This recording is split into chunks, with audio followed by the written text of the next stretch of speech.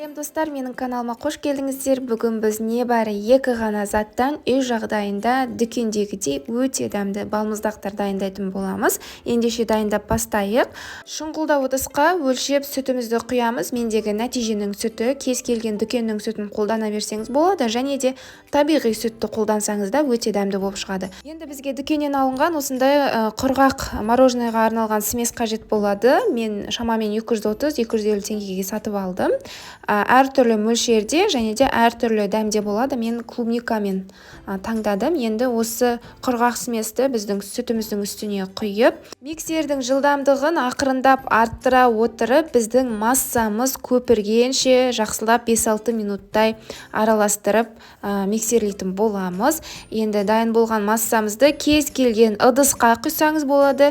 Менде осындай балмұздаққа арналған арнайы форма болғандықтан мен соған құйғанды жөн көрдім. Егер сізде бұндай форма болмаса, кәдімгі ыдысқа құйып қатырып алсаңыз болады. Оның дәмінде ешқандай да айырмашылық болмайды. Кәдімгі дүкеннен сатып алынған ыдыстағы балмұздақтар сияқты қасықпен дәмін татып жіберсеңіз болады.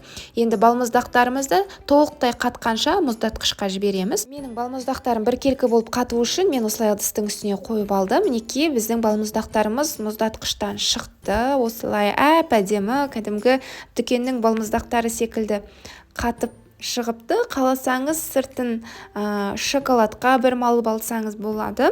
Дәмі кәдімгі өзіміз дүкендерден сатып алып жүрген балмұздақтардан ешқандай да айырмашылығы жоқ.